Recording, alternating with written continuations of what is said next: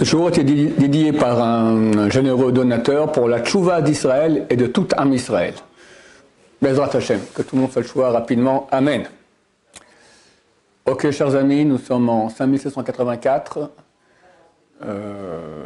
quelques jours avant Purim, et je vais vous donner un chidouche que j'ai eu, que je pense j'en ai déjà parlé, mais je vais le répéter, peut-être un peu aussi développer. Bon, la Megillat Esther, c'est un des livres les plus, comme a dit le Rav Baruch Rosenblum, qui est un des grands aujourd'hui conférenciers sur la paracha de la semaine. Il a dit c'est clair que la majorité du livre de Megillat Esther, c'est des secrets, on ne comprend pas. Et même le nom de la Megillat Esther signifie quoi? Megillah, c'est un mot gilouï, dévoilement, Esther, de ce qui est caché. Jamais le nom de Dieu n'apparaît dans la Megillat Esther, mais il y a là-bas des notions extraordinaires. Vous tous avez souvent entendu parler du cours germanien que j'ai fait. On voit là-bas les 10 fils d'Aman, ça correspond à Nuremberg 1946, etc. Il y a des choses fantastiques. À la fin de la Megillah, c'est chapitre 9, verset 29. Vatirtov Esther Hamalka bat Avichai uMordechai Yehudi et kol tokef. Et Esther Hamalka, la reine, fille de Avichai, et Mordechai le juif, ont écrit toute et kol tokef, toute la puissance. Tokef, c'est même plus que puissance, c'est un mot, c'est même agressif. Tokef, c'est agresser quelqu'un, donc c'est une puissance très grande, très puissante. Et là, il y a une virgule.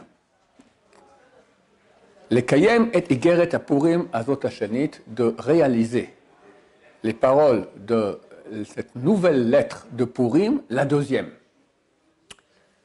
Ça veut dire que, en fait, Mordechai, il a écrit une première lettre demandant à tous les Juifs de tout l'Empire de pratiquer la fête de Purim. Et il a écrit une deuxième lettre, cette fois avec la reine Esther, pour demander de pratiquer cela. C'est très bizarre. Pourquoi fallait écrire une deuxième lettre? Alors, il y en a qui disent que parce qu'ils n'ont pas... les Juifs, ils ont eu peur. Quand on va commencer à faire la fête parce qu'on a tué beaucoup de nos ennemis, on va se faire zigouiller. Alors, il a réécrit avec la reine Esther pour dire non, c'est la reine elle-même qui dit qu'on peut le faire. Mais c'est étonnant, cette explication, qui est l'explication des sages d'Israël, elle est quand même étonnante parce que juste auparavant, les versets juste avant, c'est marqué, il y a toute une série de versets qui dit que les Juifs ont pris sur eux et leurs descendants, de faire ces 2 jours de fête de Purim en son temps. Et ces jours de Purim sont rappelés et se font chaque génération, famille et famille, pays et pays, ville et ville. Et ces jours de Purim ne passeront jamais, plus jamais disparaîtront, et leur souvenir ne cessera pas d'être dans la descendance du peuple d'Israël. Bon, alors ça va, c'est entériné, c'est réglé, c'est verrouillé, tout va très bien. Et tout d'un coup, on nous réécrit maintenant une deuxième lettre pour dire, allez, deuxième lettre de Purim. Pourquoi? Très bizarre. Autre chose bizarre, quand c'est ici la reine Esther, Esther Malka bat Avichai, la fille de Avichai. Il n'y a que 2 fois dans toute la Megillat Esther où on cite Esther, fille de son père, fille de Avichai. Le mot Esther, il apparaît des dizaines de fois, peut-être des centaines de fois dans la Megillah, je ne sais pas. Mais Bat Avichai, que 2 fois. La première fois, c'est dans le chapitre 2, verset 15, quand toutes les vierges vont passer pour aller chez le roi, alors tout ce qu'elle demande, on lui donnera. Elle veut des joueurs de tambourin, elle veut que ce que j'en sais, des petits feux d'artifice, des habits spéciaux, tout ça, on lui donne tout ce qu'elle voulait. Et c'est marqué que Esther Bat Avichai, l'obiksha davar, elle n'a rien demandé. Elle est comme ça. Ok. Où est le rapport avec Avichai? Pourquoi on cite là-bas Avichai, son père? Et pourquoi ici, lorsqu'elle écrit la deuxième lettre, on rappelle aussi son père? Abraham Kanevsky, il a écrit un livre, un commentaire sur la Bible, Talmud Ekra. Lui, il donne une explication, mais bon, pas profonde, on va dire, juste, c'est clair. Mais nous, on va aller dans les profondeurs. On veut les galotes Esther, dévoiler les grands secrets de cette Megillah. Alors, il dit tout simplement, son père était un grand sadique. Et elle a reçu de la maison de son père d'être pudique, de ne pas demander des choses. Donc elle a agi comme ça, comme son père, qui était pudique, ne demandait rien. Bon, c'est un peu curieux parce qu'elle n'a jamais vu son père. Son père, il est mort lorsque sa mère est tombée enceinte. Et lorsque sa mère l'a couché, la mère est morte. Alors on explique que c'est les amis, les gens racontaient comment était son père, donc elle a pris l'exemple. Et pourquoi ici on rappelle aussi une deuxième fois que c'est la fille de Avichaïl. Alors Rabbi Chaim Kanievsky dit Avichaïl, c'était donc l'oncle aussi de Mordechai, c'était un grand sadique.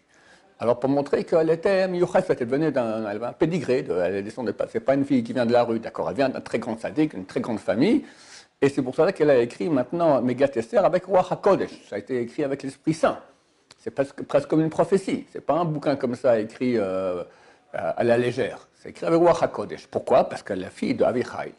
Explication de Rabbi Chaim Kanievsky.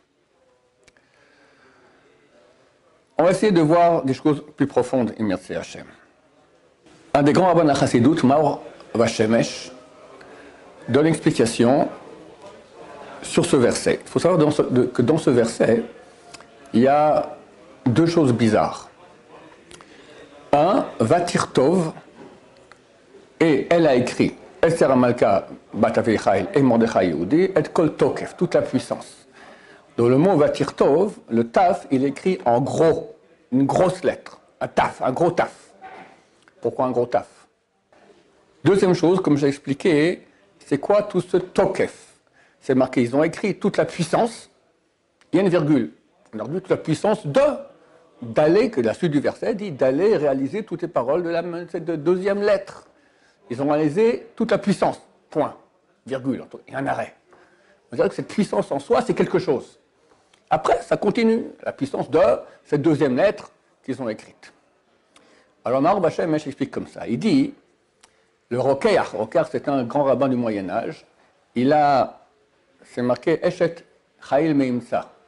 C'est ce passage qu'on dit d'ailleurs tous les vendredis soirs avant le Kiddush. C'est en fait le dernier chapitre de Michelet, des Proverbes, et il contient 22 versets par rapport aux 22 lettres. Et le premier verset, Eshet Chail Meimsa, une femme vertueuse qui trouvera. Et là-bas, on vante toutes les qualités d'une femme vertueuse. Et le Rokeach, au Moyen-Âge, va citer, par rapport à 22 versets, 22 femmes vertueuses de l'histoire juive. Les meilleures femmes qu'il y a eu dans le peuple juif. Et la dernière, qui correspond à la lettre Tav, qui est la dernière lettre de l'alphabet, c'est Esther Amalka. D'où le rapport entre le Tav qu'on a ici en gros, Esther Amalka, et Esther Amalka, d'accord, ici dans cette fin de Megillat Esther. Alors, reste à expliquer pourquoi est-ce qu'à ces deux endroits, alors c'est écrit Esther bat Avichaïl. Bon, son père s'appelait Avichaïl, mais moi je pense que ça fait référence à son père, le vrai père du peuple d'Israël, Yaakov Avinu. Avichaïl, mon père Chaïl, le combattant. On n'a jamais vu Yaakov combattre. C'était un homme des tentes, Yoshev Ohalim, mais une seule fois il s'est préparé au combat. Quand Esav vient avec les 400 hommes. C'est marqué qu'il s'est préparé à donner des cadeaux, il a donné des cadeaux, les 580 bêtes, il a prié et s'est préparé au combat, à se battre avec lui. Alors ça correspond en fait aux deux endroits qu'on a dans la Megillah où c'est marqué Esther bat Avichaïl. Le deuxième, on va commencer par le deuxième, où on parle maintenant justement de cette situation de Yaakov qui envoie les bestioles, qui se prépare au combat avec Esav. On a dit que cette deuxième Higuer et cette deuxième lettre de Purim, avec le Tokef, la puissance, parlait de l'époque de la Shoah. Donc ça correspond à Yaakov dans Parashat Vayishlach, qui correspond à la Shoah, comme on l'a expliqué. Le premier Esther bat Avichaïl, qu'elle n'a rien demandé, c'est après que Yaakov rencontre Esav. Alors Esav lui dit, je peux t'accompagner, tu as besoin de quelque chose, je peux t'accompagner ici. Yesh li kol, j'ai tout ce qu'il faut. Et Esav répond, Yesh li rav, moi j'ai beaucoup. Comme explique Rashi là-bas, hein, Yaakov il était humble, il a dit moi j'ai tout ce qu'il faut, je suis bien. C'est qui le riche, celui qui est heureux de ce qu'il a. Esav il a un cœur très grand, il aime ce monde-ci. J'ai beaucoup, et sous-entendu, je veux encore beaucoup. Alors on nous montre ici la qualité de Esther, comme son arrière-grand-père Yaakov Avinu, Avichaïl, qui est parti en guerre à l'époque. Et lorsque Esav lui parle, il dit non, moi je veux rien du tout. Elle aussi, elle a dit je veux rien du tout. Je pense que ça a le rapport pour les deux raisons pour lesquelles c'est écrit Avichaïl. La première par rapport à Yaakov qui veut rien, la deuxième par rapport à Yaakov qui part en guerre contre Esav dans le cadre de cette deuxième lettre de Purim. Bon, ça c'est sympathique, mais la chose qui va nous aiguiller sur une chose plus profonde avec l'aide de Dieu, c'est qu'il dit que le mot Tokef, toute la puissance. On a vu que ce mot, il est bizarre, il est écrit comme ça, tac, avec une virgule après. En soi, c'est quelque chose. Il dit Tokef, valeur numérique 580, la même valeur numérique que le mot Saïr. Saïr, c'est quoi? C'est le bouc. C'était le bouc émissaire qu'on envoyait à Yom Kippour, être jeté dans le désert pour pardonner tous les péchés d'Israël. Et le Rokach dit que Mordechai et Esther ont fait en sorte que la fête de Purim soit aussi grande, et excusez-moi, lui dit aussi grande, mais Rabbeinu Noiri, la Kabbalah, elle dit que la fête de Yom Kippourim, elle est presque aussi grande que Purim. Kippourim, c'est Kepourim, comme Purim. Purim est plus grand. Et de même qu'à Yom Kippour, on amenait un bouc émissaire pour pardonner tous les péchés d'Israël, de même à Purim aussi, tous les péchés d'Israël sont effacés. C'est une fête énorme, c'est connu.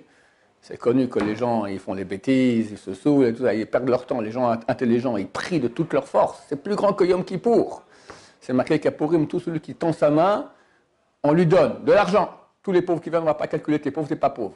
Mais on dit tout celui qui tend sa main vers Dieu, on lui répond.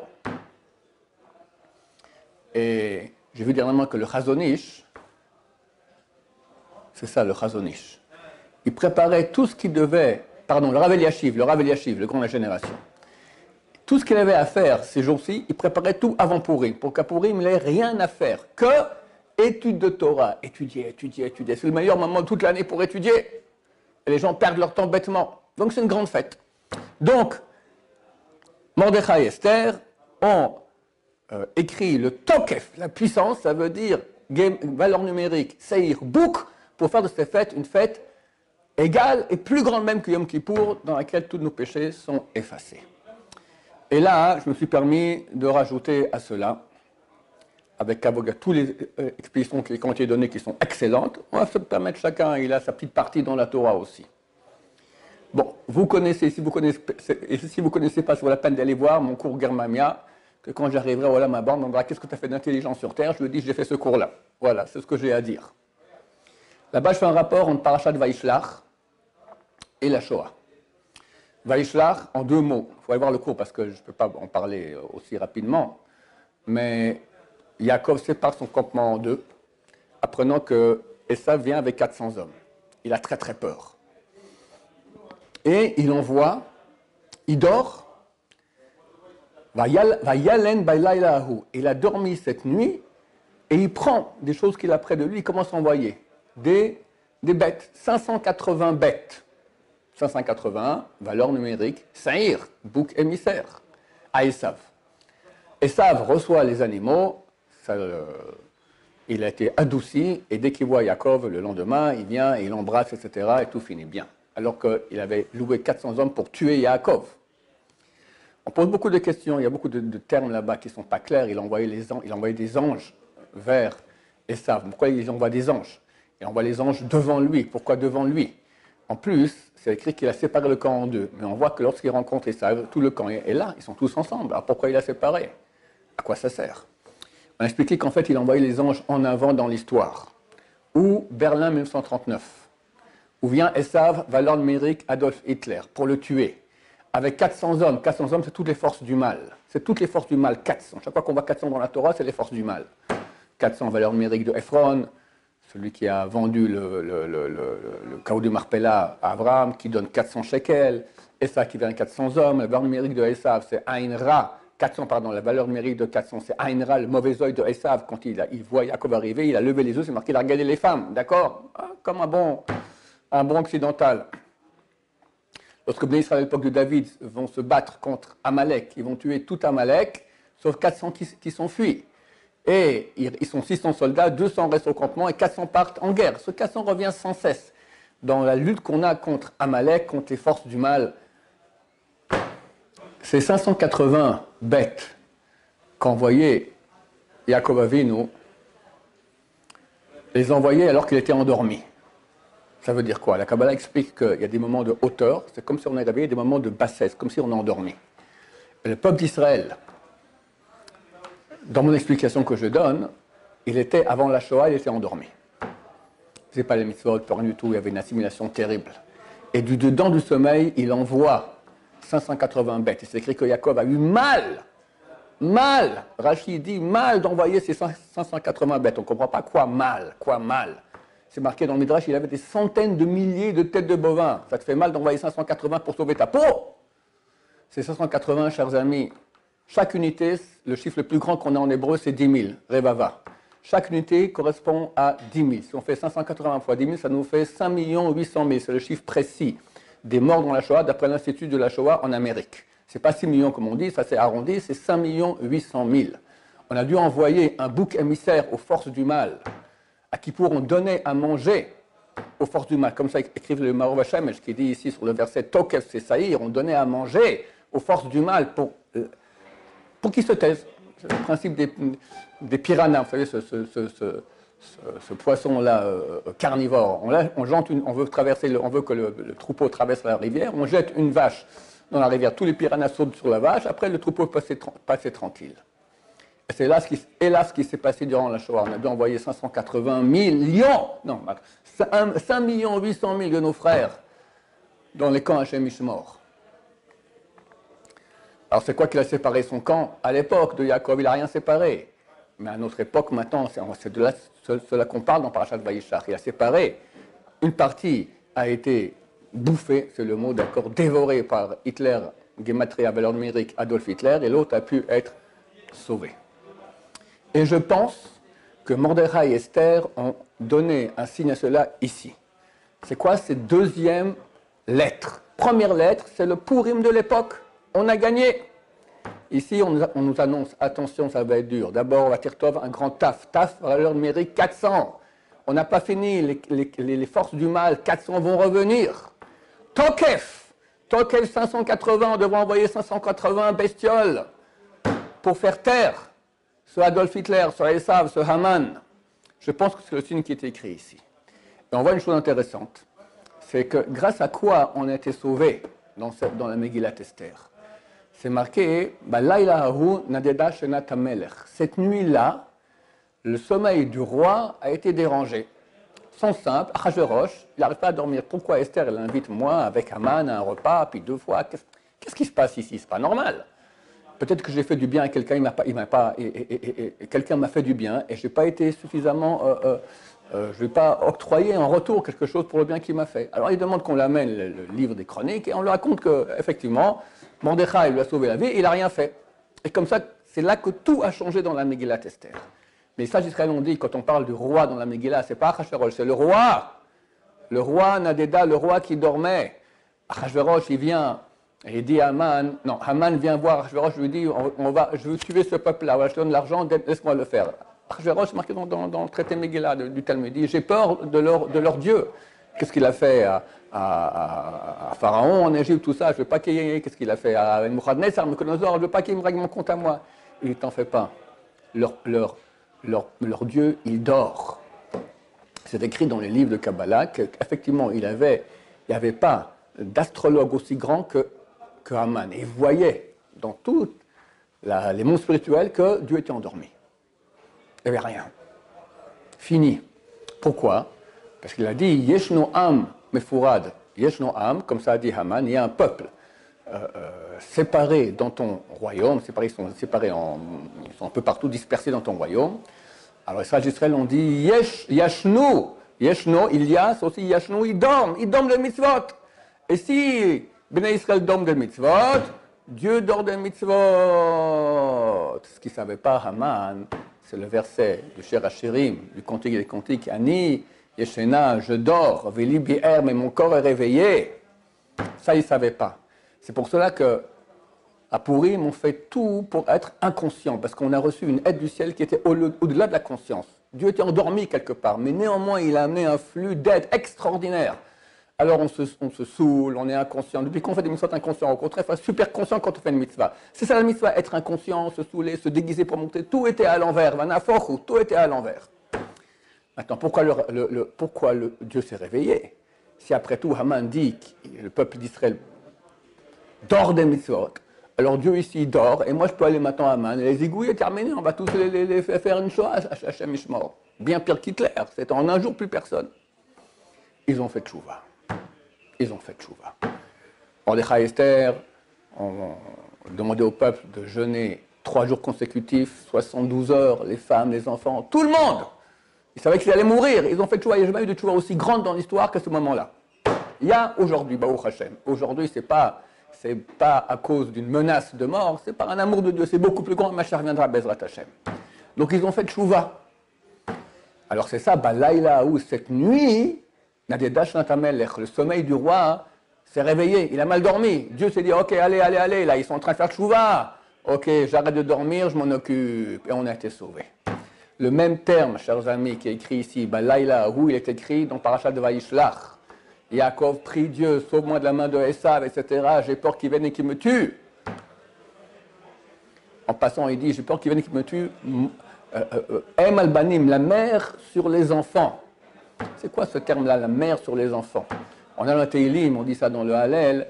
Em habanim smecha, alléluia. La mère des enfants est heureuse, alléluia. Ça signifie quoi? Qu'à la fin des temps, la mère, c'est la Shrina. Elle va ramener tous les Juifs en terre d'Israël. Elle sera heureuse. Yaakov prie, j'ai peur qu'il va toucher ça, qu'à la fin des temps, il y aura un début de retour en terre d'Israël.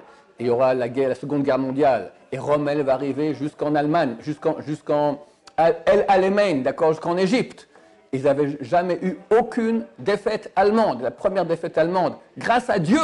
Parce que ce n'est pas que l'armée anglaise avec Montgomery était plus forte, c'est parce qu'il y a eu un problème de coordination du bon Dieu entre les paquebots de pétrole, les bateaux de pétrole allemands et les tanks, les panzers de Rommel, Erwin Rommel, le général allemand de l'Africa Corps, et ils ont été mobilisés et les Anglais ont pu gagner.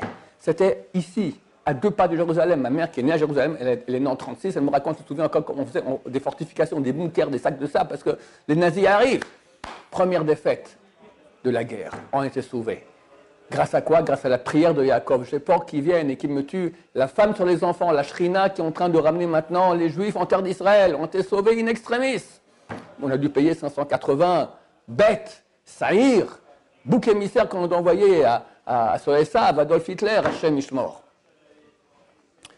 Alors dans ce texte-là, après que Yaakov ait prié, c'est écrit Balaïla Haou, cette nuit, il a pris tout ce qu'il y avait près de lui, il a envoyé les 580 bêtes. Pourquoi on nous dit le même terme exactement? Je vais expliquer.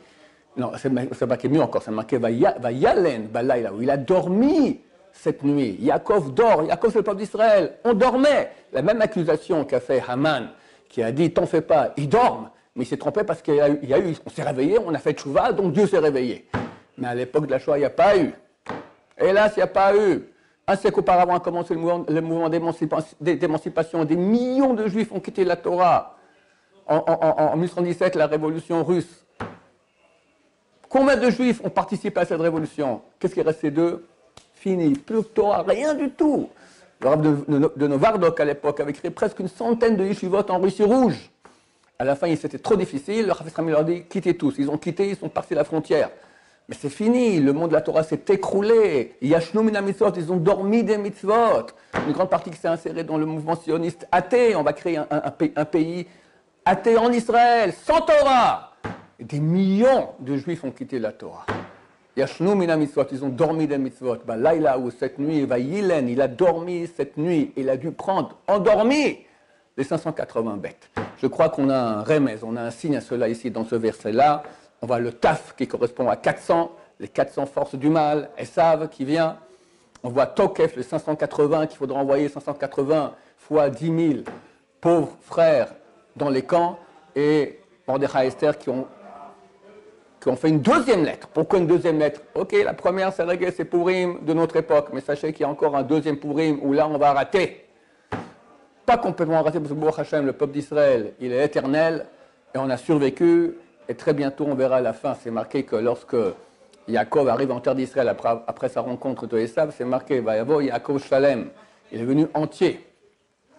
Alors Hazal disent entier dans son corps, qui n'a pas été blessé, entier dans son argent et entier dans sa sagesse. Et nous de même, on sait que Yaakov Avinu, il est parti 20 ans en exil, ça correspond aux 2000 ans d'exil dans lesquels nous étions, et on est revenu en terre d'Israël. Au niveau du corps, on a la même quantité de Juifs qu'il y avait avant la Shoah. Au niveau de la sagesse, Baruch Hashem, le monde de la Torah, on n'a rien oublié pendant 2000 ans d'exil. La Torah, elle est fructifiante, elle n'a jamais été aussi forte et si belle qu'à notre époque. Et Baruch Hashem, au niveau de l'argent, on a une des meilleures économies du monde. Baruch Hashem. Voilà, Baruch Hashem, que On est droit maintenant à la Géoula totale avec Mordechai et Esther. On était chez le Yanouk il y a quelques semaines, il a dit, c'est marqué ici, ce verset que j'ai tiré, c'est marqué, voilà. Ces jours de Purim ne passeront pas des Juifs et leur souvenir ne s'arrêtera jamais. Et la fête de Purim continue. Il a dit, Mordechai et Esther sont là. Et ils prient pour nous, et ils jeûnent pour nous. Je ne sais pas comment on a pu dire ça, ils jeûnent pour nous, quoi, dans le monde, dans l'Amaba, leur âme, ils jeûnent. Peut-être qu'ils sont là, peut-être en Megulgalim, en réincarnation, j'ignore. En tout cas, on va encore vivre un très grand Purim, Hashem, encore des grandes. On va être sauvés par Hashem avec des grands miracles. Et Mashiach Madra Berachamim. Amen, va Amen.